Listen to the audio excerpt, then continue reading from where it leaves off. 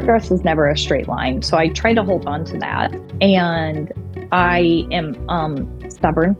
I believe in the justice of what we are fighting for, right? And I will tell you, after that vote, it was hard, right? Like, that was really gutting. And it also required a moment, not just a moment, a reflection on what had gone right and what had gone wrong. Welcome to a winning mental health movement, a space where we turn conversations into action for mental health. I'm Karis Myrick, the Senior Vice President of Partnerships and Innovation at Inseparable, and I'm thrilled to be here to guide you through this series with my fellow co-hosts.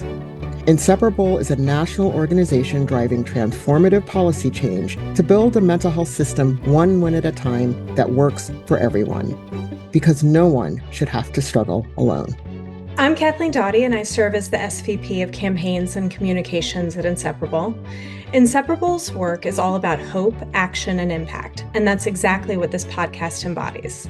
In this series, we'll learn from experts on the front lines of mental health advocacy, break down life-saving policy wins, plan for the work ahead, and hopefully inspire you to join the movement. Because we can't do this without you. I'm Allie Larson, Director of Policymaker and Candidate Relations here at Inseparable. And as part of our WIN workshop, we've been training with advocates across the country to build a grassroots movement for mental health care. This podcast series was adapted from the live virtual sessions we conducted with our inaugural cohort to help distribute critical information to the people fighting for better mental health policy. Whether you're a policymaker, a caregiver, or someone who's struggled to get help, this is your invitation to join us as we learn how to not just fight, but win mental health campaigns, because winning saves lives. So today's theme is political power and building political power. We have Tiffany Muller here. We'll hear from her on political power building. And she'll help us understand how political power is built and what benefits it provides you or your organization. And she'll also give us some practical tips on how to use it in our own movement building. Tiffany is the president of End Citizens United, and I'm going to let her talk through her background in more detail because she has an incredible story and set of experiences. So with that, I'm going to go ahead and dive into the interview questions. Can you just start by telling us a little bit about your story, about how you started in advocacy work and how you landed at End Citizens United? Well, first, I just want to say thanks so much for having me here today. And Kathleen, anytime I get to share the stage with you, even if it's virtual, it's a good day. Hi, everyone. I'm Tiffany Muller. I'm president of End Citizens United. And I always love this question. I get it fairly often, like, how did you end up here? And most of the time I say, I really kind of have no idea. It was like a series of opportunities and challenges that brought me here. But when I really think back throughout the course of my career, what I think about the most is that it was always about challenging power. Who got to have it? Whose voice got to matter in our system? And I've done that work in a lot of different ways. So I grew up in a little rural farm town on the state line of Missouri and Kansas. And so most of my family's in Missouri, but I claim Kansas. So Rock Chalk Jayhawk. We have some Kansas love here. And been invited if you didn't claim Kansas. That's right. I started my career actually doing domestic violence and sexual assault work. I was a social worker and did direct service, but I also did a lot of systems work and did a lot of training with healthcare providers or trainings with, criminal justice and law enforcement. And one of the things that we did also is that we were trying to work on changing state laws to be more responsive to survivors. And it was really the first time, I'll give you a little secret, despite my entire career basically having been in politics. Back when I was at the ripe old age of 19, I hated politics. I was like so many youth today. I thought it didn't matter. I couldn't see how it connected to my life. And it was really the first time I understood that who was in power matters for what we can get done, right? Like it was this light bulb moment for me. And as that was happening, kind of simultaneously, I lived in Topeka, Kansas, and there was this fight that was occurring in Topeka, Kansas around LGBTQ rights. Now, I don't know if y'all know about Topeka, but it is home to the Westboro Baptist Church, and they are a identified hate group from Southern Poverty Law Center. And you will know them from their signs. You know, they would go around picketing funerals and, God hates gay people, except they always used slurs. And they were really a blight on the community. And, this is early 2000s. And at that time, the world was really different. And so I had been out since I was 17. Again, it was quite a journey from my little rural farm town. But I had friends who were being fired from their jobs. We were being denied housing. We were being kicked out of public accommodations. And so we actually went on this effort to figure out ways to expand the anti-discrimination ordinances in Topeka, Kansas, in Fred Phelps's backyard. And this is all about power building. Everything we did then is a lesson I have carried with me ever since. And so what we did is we literally did what people now call deep canvassing. And we actually built a community of volunteers that would go have conversations with our neighbors. And they might not initially agree on giving, as they would put it, gay people rights. But when you started talking about things like fairness and treating people the way you wanted to be treated, and if you did a good job, wasn't that what you should be judged on at work? What we found is that there were all these values that we could actually bring people to our side on. And so I led that effort in Topeka for, we kind of started it in 2002. We ended up actually passing expanded anti-discrimination protections in 2004. And in the middle of that, I found myself as the first openly LGBTQ public official in the state of Kansas as a member of the Topeka City Council. And I was all of, I don't know, and Kathleen, what was I, 26 years old, I think. So I'm 26 years old. I'm the youngest member of the council. I'm the first gay public official in the state of Kansas. And what am I doing? I am trying to use that seat to create change, lasting, impactful change. There was a whole lot of people who said I should not move forward, that I should play it politically smart, that we shouldn't push for change, slow down, take your time.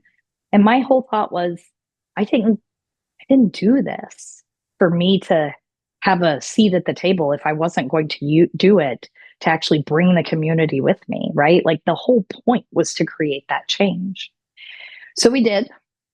And as you can imagine, the Phelpses weren't super happy. So they collected. Who did you beat to get that seat, Tiffany? Well, hold on. This is the reelect. So this is quite fun. So the Phelpses weren't so happy. So they collected enough signatures to both try to repeal the anti-discrimination legislation, and they ran their granddaughter against me in the election. So it became national news. New York Times was there, Time Magazine, CBS Evening News. Again, I'm like some 26-year-old kid who has kind of no clue about this, the weight of this and kind of the scope of it. But what we had was a really strong community, and we turned out and we had built a diverse community fighting for change. It included business leaders, it included faith leaders, it included students and grassroots folks. It was everyone kind of joining together to say Topeka is a place that deserves better than the reputation it had. So I beat her in the primary. I'm very proud of that. We beat the repeal effort. I'm very proud of that. And then I promptly lost my reelection because it turned out Topekans weren't ready for quite that much change. But, the legacy still stands. Those protections are still in place today. And the lessons that got me there have then led me throughout my career ever since. So after that, I worked for Kathleen Sebelius, which is where the amazing Kathleen and I met, and watching Governor Sebelius be able to deliver for the people in a red state and working with a Republican legislature and figuring out ways to do things like fund public education and make real change was incredible and taught me a ton. I then left and worked on races all across the country. I worked in 35 states. I worked for senators and governors and House members and mayors, with the idea, again, that who is in power matters, and it matters to what's delivered to for people's lives. But I missed the mission-oriented, issue-driven work as well, right? That sense of like I'm fighting for a bigger cause every single day. And so I ended up, I was at the Democratic Senatorial Campaign Committee working on Senate races, and had seen the impacts that money in politics had on people's lives. I had seen it firsthand when I was a chief of staff on the Hill. I had seen it in campaigns.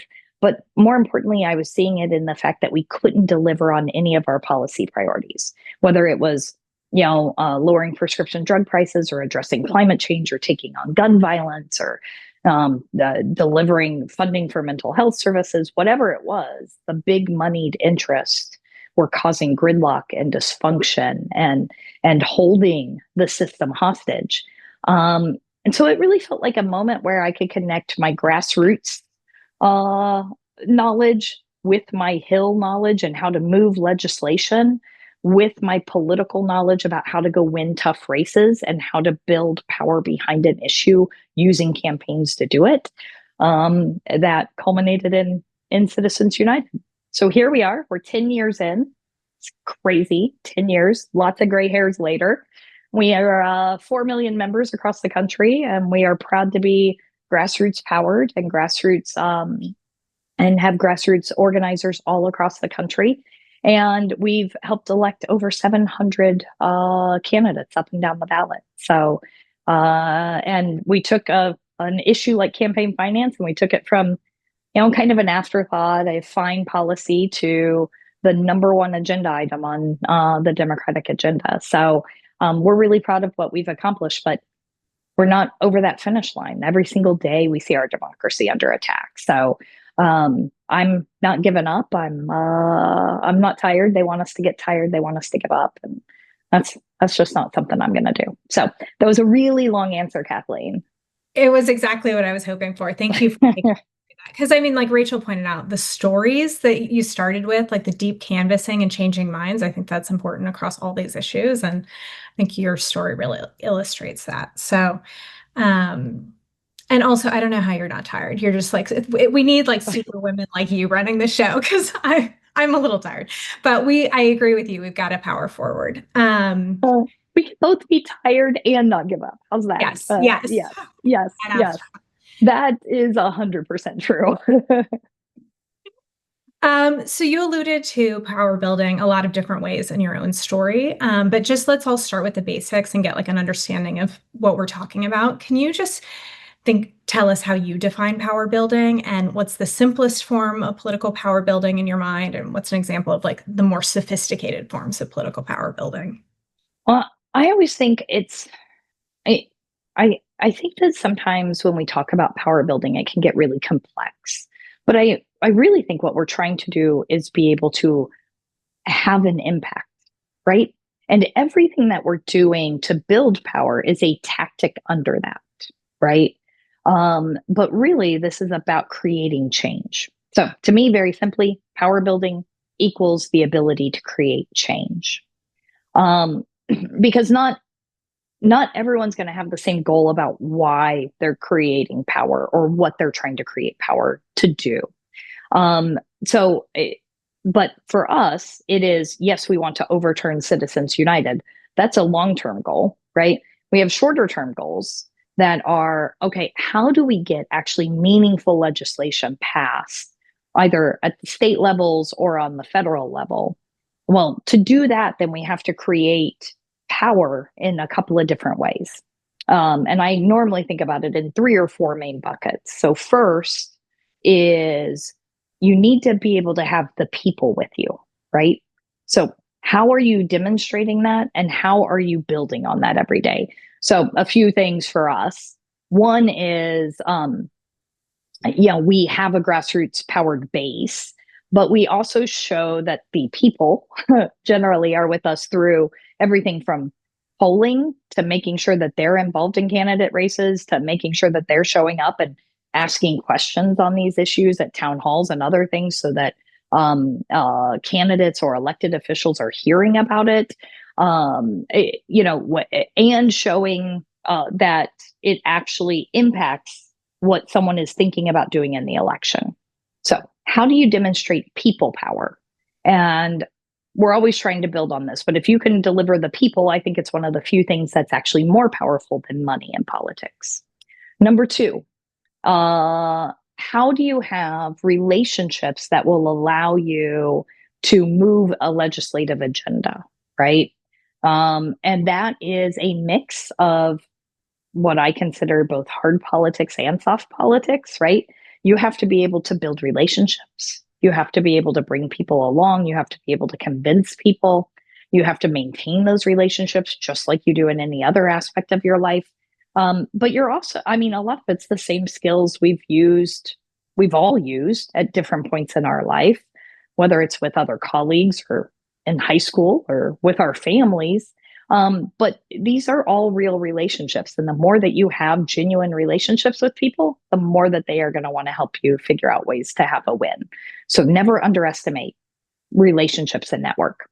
Number three, how do you demonstrate electoral power? At least for us.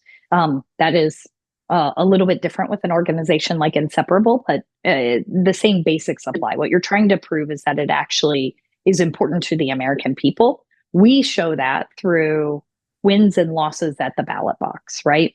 How do we help our champions run on these issues, talk about them in a compelling way, move voters, and actually win races?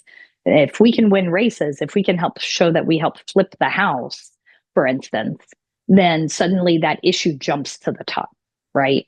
Because it matters. And then number four is kind of a communications arm.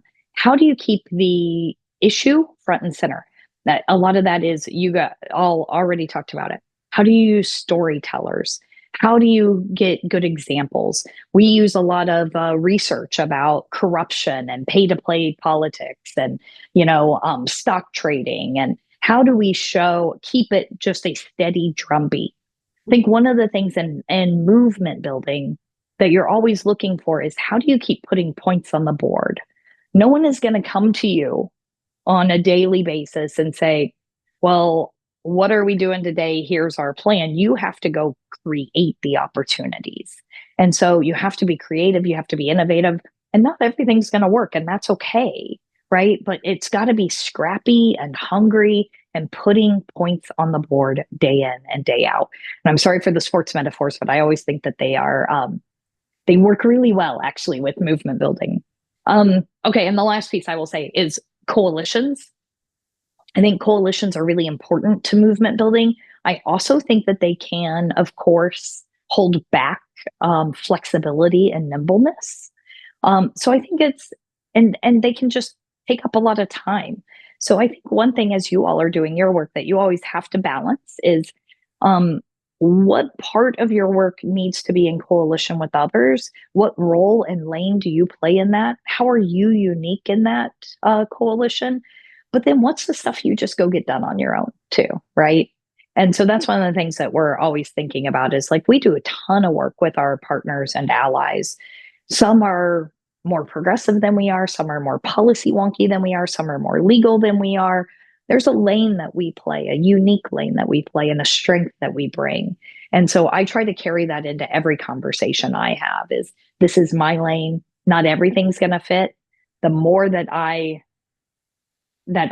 remember what is ours to do and other people can handle other things. That's what movements are, is that we can't do everything, but we need to know what we do and do it well. Again, long answer, Kathleen. I can't be concise. Notes. I'm so glad we're recording this because there's so much good stuff here. So again, you talked a lot about what you've already done on the political movement building side, but can you walk us through how you built power for And Citizens United? And especially, you and I have talked about this. Issues like money, campaign finance reform, and mental health are important to people, but they don't always rise to the top. So how how have you made it salient for people as you're building the political power? Are you telling me that Citizens United is not sexy and not what you all are sitting up on a Sunday night reading? You don't just go back and read 15-year-old Supreme Court cases? Look, I think if I just went around and talked about campaign finance reform and all the ins and outs and technicalities of it, most people would kind of glaze over, right? Honestly, I start to glaze over. But when you start to connect it back to people's everyday lives and the issues that they're facing, it caffeinates it. It makes it so much more resonant, right?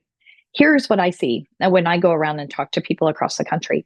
They feel like their voice doesn't matter. They feel like they're being left out and left behind. They have a sense that um, that they're working harder and harder. They're falling further and further behind.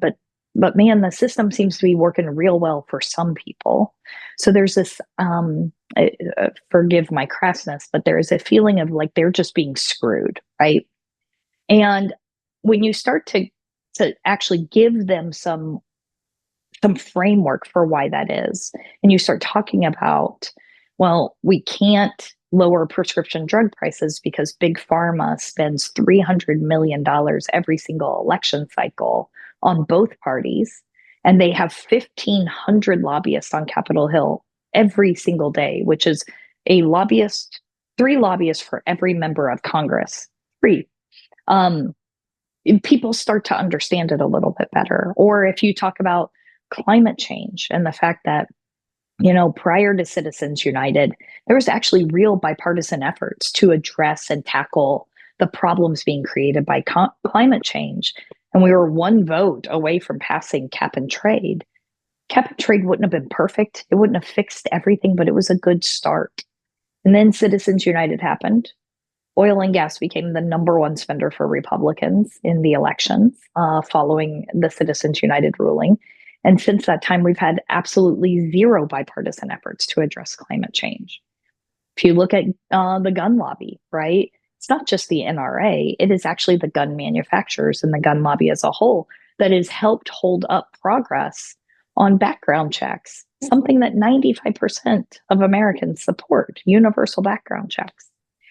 That's how you connect it to people's day-to-day life, right? And you can do that with mental health as well. And you can connect money and mental health as well. I mean, you look at some of the mental health services access bills that have been killed across the country, and it's because you have big insurance companies going into these state legislatures, throwing money at the leaders in those legislatures to kill the bill, right? So these issues are directly connected. So that is how I have made it easier for people to grab a hold of and to talk about. Now, how do we then take that and create then a program for candidates, for members, for elected officials? Well, we do a lot of research, number one. We actually we do a lot of trying to figure out, what do voters really think, what messages work. We don't do it to the point of not being authentic. I think that's really important. It should be a tool, not a it should help what's the word? It should help boost up our strategy. It shouldn't lead the strategy. But it is an important tool. People need to see how that you've given it thought, that you have talked to voters in lots of different ways, that you have a sense of how voters are thinking about these issues. And everyone likes numbers. They just do. It's a really compelling way to get your message across. So that's number one. Number two, we do endorsements, right? We use a questionnaire. We ask questions about where people are at on policies. We engage in really long and thoughtful conversations with them and their teams around these issues and how and why it's so important to run on them. We use our network of members across the country to do everything from knock on doors for them, to make phone calls for them, to raise money for them. We communicate directly with voters with some of our programs. And then we follow that up with policy ideas, right? We help draft policy ideas. We help draft legislation that we can work with members on to help continue to push these issues forward. And so I'll give some good examples. So 2017, we were like everyone else trying to figure out what the hell just happened in 2016 and how Donald Trump had just won the presidency. And we did a bunch of post-election research and polling and focus groups. And one of the things we found was that Donald Trump's drain the swamp kind of rhetoric and anti-corruption rhetoric had worked really, really well, particularly with independent voters, the people most skeptical, the people most wanting change in our system. Now, I know, I'm not going to pretend, I'm not going to put hats on all of you. I know that he was not telling the truth about that, but it still was a very, very powerful message for him. So we started coming up with an agenda and some policy ideas that people could start running on in order to gain faith and trust with the electorate. One of the ways that they did that is that candidates actually started running on a pledge not to take corporate PAC money. And this was unheard of at the time. Prior to this, only 6 members of Congress didn't take corporate PAC money. And it was just a way to say, look, I'm different. I'm campaigning different. I'm going to govern different. You're going to know that I am serving you, the people, not the big corporate special interest. I'm not going to play by the broken system's rules. I'm going to make new rules. And it was very, very powerful. So we ended up with about 150 candidates running on that message in 2018. And out of the 40 seats that flipped from red to blue, 27 of them were no corporate PAC candidates, and more than enough to win the House. And it meant that Speaker Pelosi, having gotten the gavel back, made H.R. 1 a democracy reform bill that included voting rights, money in politics, gerrymandering, ethics reform in 2019. And then we used that playbook to then go do the same thing in 2020 in the Senate. And then we had that same bill, which, really in this moment, I so wish it would have passed. But we had that same bill being both H.R. 1 in the House and S1 in the Senate. And look, we built power behind it to help get it passed. And we came up just short of being able to change the filibuster to get it over that filibuster line.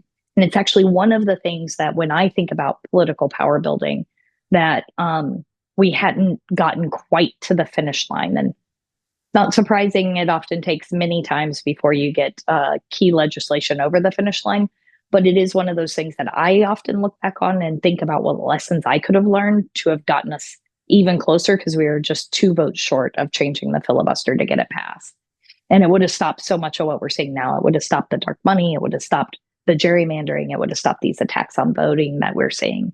But that was all the tools we used to get to that vote really started all the way back in 2017.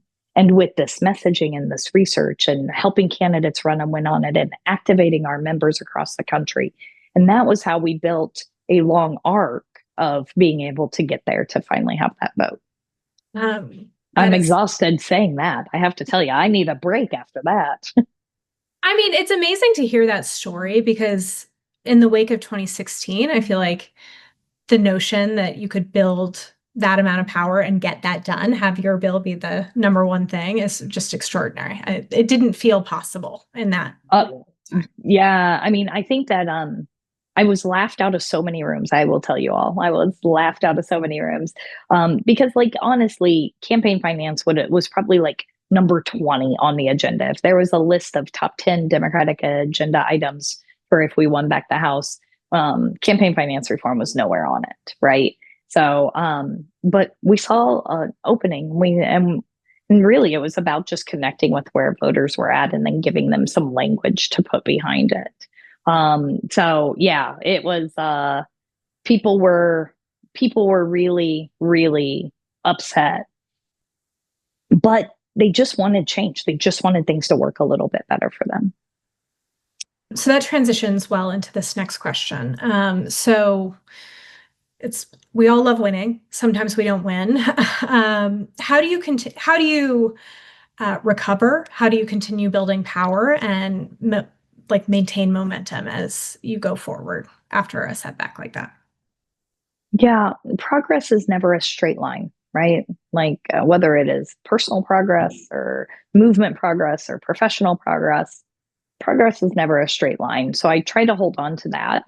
And I am stubborn and not gonna. I believe in the justice of what we are fighting for, right? And the how much it could truly impact people's lives. And so that gets me up after a big loss and keeps me going. I will tell you, after that vote, it was hard, right? Like that was really gutting. And it also required a moment, not just a moment, a reflection on what had gone right and what had gone wrong, right? Like it wasn't good enough to just say we got really close, so we're going to get it over the finish line next time. Yes, many, many big pieces of legislation have taken more than one time to get passed, right? The Voting Rights Act failed, I think, 4 times before it finally became law, for instance. But that's not good enough. I think when we have these moments that are losses, it's really important on us to also look and reflect at what went well and what didn't, and what are the gaps so that we can start to fill those in. And obviously, we had a Senate problem for us, right? So that was part of it. But what did I do first?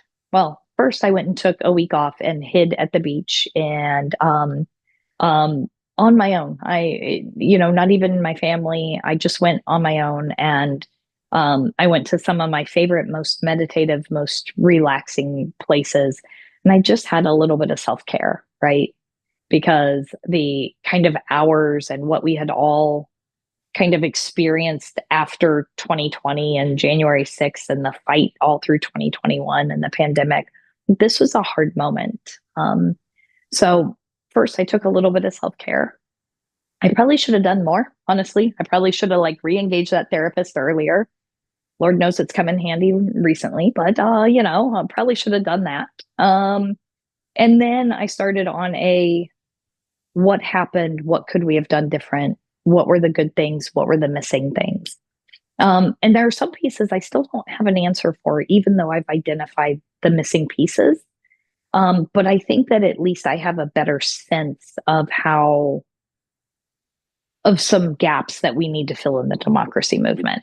So obviously, one example is these issues used to be very bipartisan, right? And the last time the Voting Rights Act was reauthorized, it was 96-0 in the Senate. It was completely unanimous. Now we can't even get a Republican to co-sponsor the Voting Rights Act. So how do we change incentives for Republicans in office? And I'm not being partisan or picking on them. It's just that, how do we get them to feel like they need to be more responsive to the voters rather than the party structure? And right now, we don't have a great answer for that. But it is a huge need. Businesses, we had a really tough time engaging businesses in this fight, but they had been critical in earlier moments of the democracy movement fight. How do we get businesses to re-engage and to feel like supporting the foundations of democracy is actually important to their bottom line and to their economy? I'm not the right messenger for that. I rail against corporate money, right? I'm not the right messenger, but there are people who are. And there are people who are doing that outreach day in and day out. Veterans, we didn't actually have enough veterans kind of in the fight at the time. It was a real missing piece. And we needed to put some faith leaders more front and center as well to make a moral argument. Those are just 4 of the takeaways. I can tell you there were a lot more, but those were just to give you a sense of how did I take stock after such a big loss, and how did we then look at moving forward? And then it was all right. It's time to keep up the relationships. It's time to make sure people don't think we just folded. It's time to keep pushing in the places where we can, because I also understood that things were going to change and shift, because that's the political climate we are in. And I wanted to make sure we were well positioned to be able to take advantage of opportunities when they presented themselves. And, I hate that I'm scared for our country. I hate the moment we are in right now. And there is an opportunity, I know, for our kind of anti-corruption work to be a really central part of the argument, over the next 18, well, not even over the next year, right? So that is what I'm focused on, is how do we keep building that? How do we build the infrastructure for that? How do we keep that drumbeat going? And like I said before, how do we put points on the board every single day? Because this fight matters. So that's how I did it. I don't know. I spent a lot of time with family. I spent a lot of time with friends who, would just let me kind of sit in a loss and be okay with grieving that, and also kicking me in the butt to get me to get up and move on. So both. Your recovery time is remarkable. 1 week and back to work. But yeah, I agree. Next time, I hope there are no more losses ever. But if there are more, give yourself more than a week. Fair. So this is my last question, but I would if the audience has questions, we will have time for Q&A. So start thinking. So for folks in the audience who may be new to the idea of power building, but want to start using it for their organizations, what's the most effective first step they can take? Ooh, that's a great question. I would say, you're stumping me, Kathleen. Here's what I would say. Start with the question of what you are trying to do. I know that sounds really simple, but I actually think so often people start with tactics and then they try to build a strategy from the tactics. And I think you want to figure out what is your what? What are you trying? What's your thing that you are trying to do? And then the power building tactics should fall under that. So if you want to, change a law in Kansas, maybe the best thing to do is to